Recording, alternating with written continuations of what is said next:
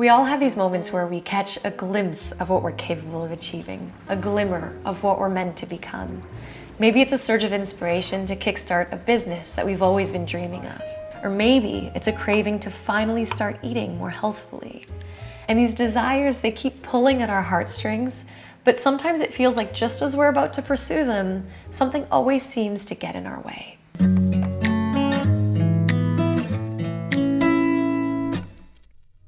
Today we're going to explore what I really feel is the biggest barrier that's holding us back when it comes to achieving our goals. And we'll chat about how we can overcome it. I also briefly wanted to thank BetterHelp for sponsoring a portion of today's video. We're going to chat more about them at the end. So Robin's always been a pretty hardcore fitness enthusiast. He CrossFits all the time. He's always pushing the limits of his physical endurance and strength. It's actually really inspiring to see. And I feel like I used to be a pretty active person, but lately I have just dropped the ball. And seeing that I've been in this kind of lull, Robin's been trying to get me excited about working out, joining him on runs or reps. But it feels like I have every reason under the sun for why I can't. From an aching old injury, to being too busy, to being too tired. And so it feels like these external things keep happening to me that are getting in the way of me achieving my fitness goals.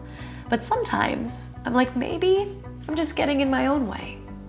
And so in psychology, creating obstacles like this, it's called self-handicapping. It's a strategy that we often subconsciously use anytime we know our performance is going to be evaluated in some way. So this can apply in sports, but also if we have a project at work or an exam at school. What we do is we create obstacles to justify our poor performance or lack of effort. So let's say, for example, you've got an exam tomorrow, and that night you get a phone call from your friend saying, hey, come out and have drinks with us, and you decide to join them.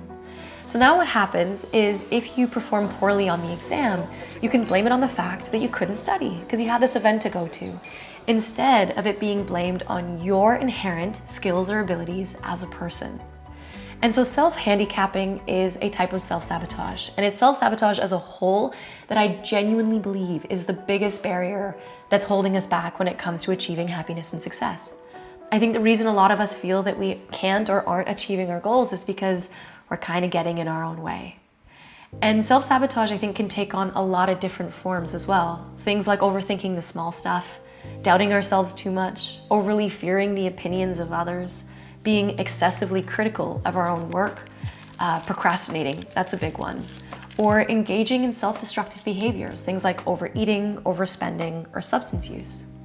So let's dissect this a little bit. Why is it that we get in the way of our own happiness and success?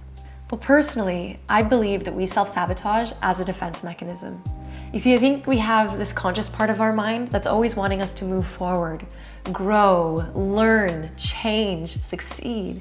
But at the same time, there's this subconscious, unconscious part of our minds that wants us to feel safe and secure, comfortable, and wants to do everything possible to avoid failure or rejection. It's really primal, it's protective in nature.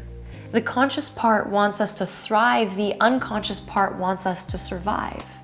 The conscious mind is the one that maybe wants us to make better food choices, but the unconscious mind thinks you're never gonna change, so why bother trying? The conscious mind is the one that thinks, hey, maybe let's turn our hobby into a business, but the unconscious mind thinks, what are other people gonna say? That's never gonna work, better stick with what you know. The conscious mind wants to pursue the idea of a committed, loving relationship, but the unconscious mind thinks, I'm not worthy of love. I'm unlovable.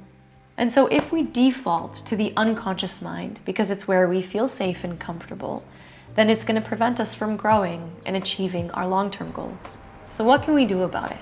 Well, I think because we often self-sabotage unconsciously, I think the first step to overcoming it is just to become aware of when we're doing it. The psychiatrist Carl Jung once famously said, until you make the unconscious conscious, it will direct your life and you'll call it fate. But how do we know if the conscious or unconscious is in the driver's seat? I think it can really help to pay attention to the emotions. Like the conscious mind, the aspiring mind, the one that always wants us to achieve our goals, I think this one usually brings about feelings of curiosity, creativity, excitement, and joy. Whereas the unconscious mind, the saboteur, if you will, this is the one that usually brings about emotions of like anxiety, disappointment, regret, shame, blame, and anger. And so if we're noticing these feelings and if we're able to pinpoint, hey, self-sabotage is happening and there's a certain belief or fear that's holding me back, then what we can do is we can start to challenge it, maybe rewrite the narrative. So if we're kind of going back to my lack of exercising example, if I'm being very honest with myself, I think my saboteur fears a kind of failure. Like, I don't want to look to the outside world like I'm unfit, but more importantly, I don't like feeling unfit in my own body. I don't like that feeling, especially when it's been so long since I've last worked out. But now that I'm aware of that, maybe I can try to challenge it. Maybe I can replace it with a more empowering narrative, like I'm going to focus on progress and not perfection. I'm taking care of my health and my body is capable of change. And so I think these two things can really help, identifying when we're self-sabotaging and then challenging it and rewriting it with a new narrative. And then lastly, this is something I learned from Robin. He's always saying, create a bias towards action. And as a professional overthinker, I can tell you with confidence that when we overthink our goals, it just breeds more self-doubt.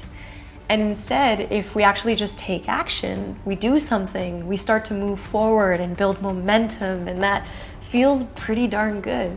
So when you have an idea or a goal, if you feel that spark, don't waste time doubting yourself, just go for it. Create a bias towards action. And if you're feeling up for it, if you want to maybe take a moment to identify a way in which you know that you've been self-sabotaging, what is a fear belief that you think has been holding you back? And can you rewrite the narrative in a more positive way? And share it in the comments below. I think you'll come to see that A, a lot of other people feel similarly, but B, I think you could inspire a lot of people. And I think it's really helpful when we notice that we're not in these things alone. I again also briefly wanted to thank BetterHelp for sponsoring today's video. I learned a lot about self-sabotage over the years in therapy myself, and I think this is why therapists are so phenomenal.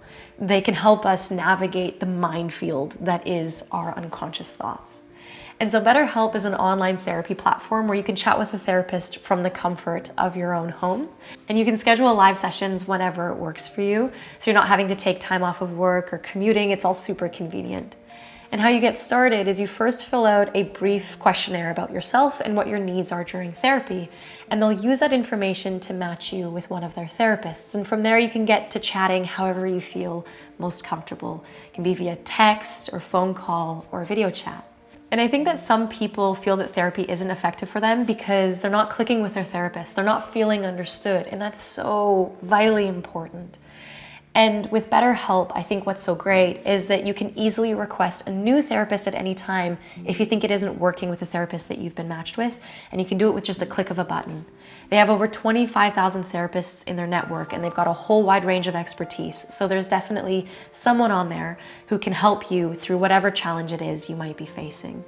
So if you'd like to try out BetterHelp for yourself, they're actually offering 10% off of your first month. Just visit betterhelp.com/pickuplimes or check out the link in the description box below. And thanks so much for hanging with me today, friends. I, again, as a reminder, want to say that I think we're all capable of achieving so much more than we think, but so long as we don't stand in our own way. But hey, thanks so much for enjoying this cup of tea with me today. I really appreciate it. I hope you have an awesome week. Pickup Limes signing off, and I'll see you in the next video.